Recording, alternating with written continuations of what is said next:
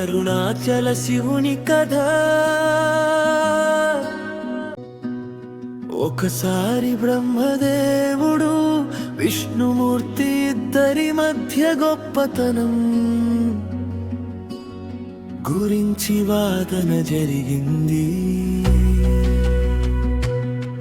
నేనే సృష్టికర్తను, ఈ లోకానికి మూలం నేనే అని బ్రహ్మ అన్నారు. నేనే సంరక్షకుడిని, సమస్తం నాలోనే ఉంది అని విష్ణువు అన్నారు.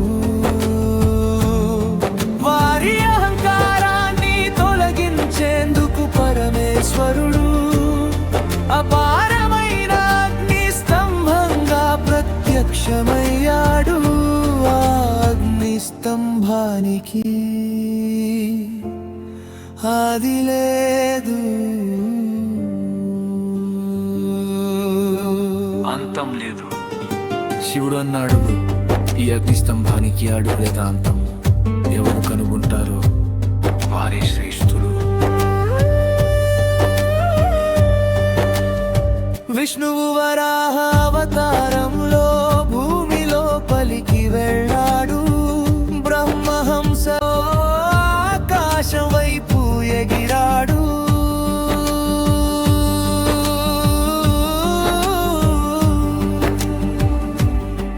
ఎన్ని యుగాలు గడిచినా విష్ణువుకు అగ్ని స్తంభానికి అడుగు కనిపించలేదు.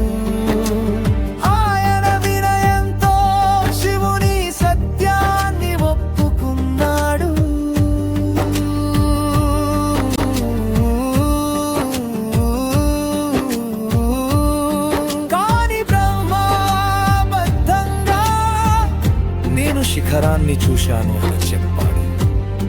అప్పుడు శివుడు తన నిజ స్వరూపాన్ని చూపించాడు.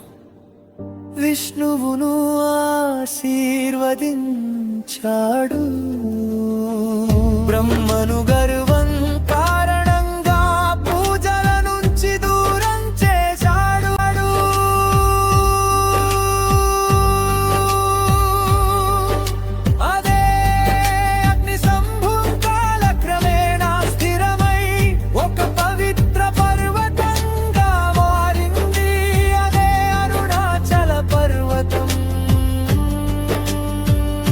అందుకే అంటారు, శివుడే అరుణాచలమే శివుడు, శివుడే అరుణాచలం.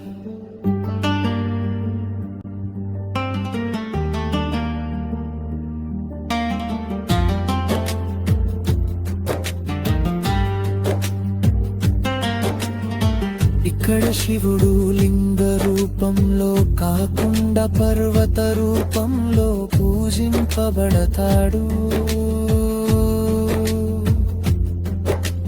పర్వతాన్ని చుట్టూ ప్రదక్షిణ గిరివలయం చేస్తే